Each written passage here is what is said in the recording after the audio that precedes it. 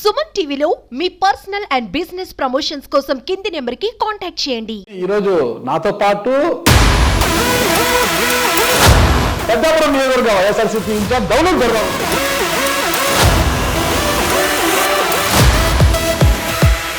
మీకు అప్పుడే స్వెట్టింగ్ వస్తుంది.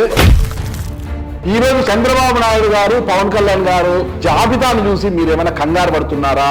మేము కంగారు పడే పార్టీలో లేము. దమ్ము ధైర్యం ఉన్నటువంటి నాయకుడు వెనకాల మేము.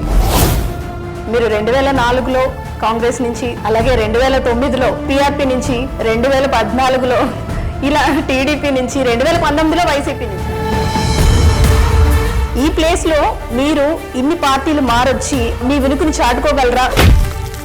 నేను ఇంత మంచి వ్యక్తిని కలుసుకోవడం లేట్ అయింది.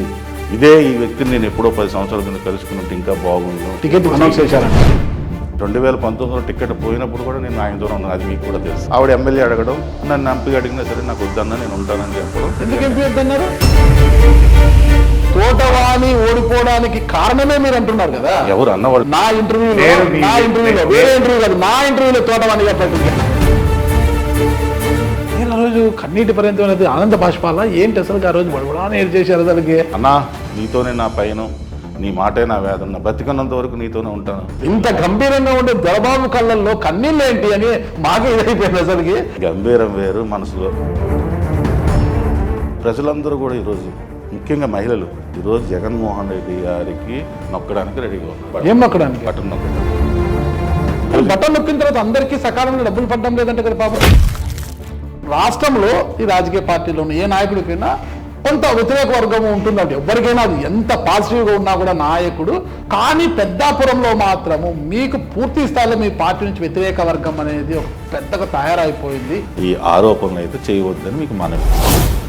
నన్ను పిలిచి పెద్దాపురం నియోజకవర్గానికి ఇన్ఛార్జిగా ఇచ్చాడు అంటే ఏ సోర్స్ని పెట్టి ఇచ్చుంటాడో. తోటవాణి గారు బాధ్యతలను చేపట్టడానికి ఇష్టంగా లేదు. ఓడిపోయినాక ఆమె నైరాశ్యానికి లోనయ్యారు. ఇక నాకు వద్దు బాబు ఈ బాధ్యతలు అని తప్పుకున్నారు కాబట్టే గత్యంతరంలో మీకు ఇచ్చారు అంటే ఏమంటారు?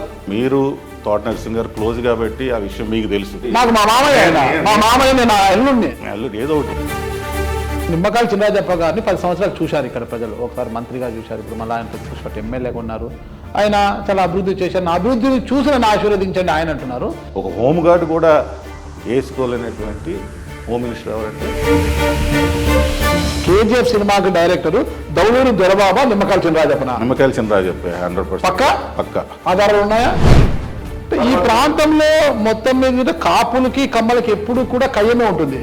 వియ్యం తక్కువ, కయ్యమే ఎక్కువ ఉంటుంది ఈ ప్రాంతంలో. ఇప్పుడు జనబలం ధనబలం లేదు, జగన్ బలమే. అంటే జగన్మోహన్ రెడ్డి గారిని చూసే గెలుస్తారు ఏ అభ్యర్థి అయినా అని మీరు డైరెక్ట్ గానే చెప్తున్నారు. మీకు ఆ బలం లేదా? పెద్దాపురం నియోజకవర్గంలో నా మార్క్ వేయించుకోవాలి.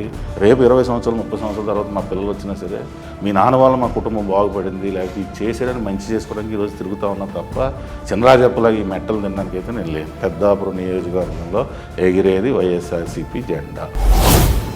నేనే గెలుస్తా అని చెప్పడానికి ప్రధానమైన ఒక్క కారణం చెప్పండి స్ట్రైట్ గా. అది చెప్తే అది చినరాజప్ప గారు కూడా మళ్ళీ అది చూస్తారు కదా.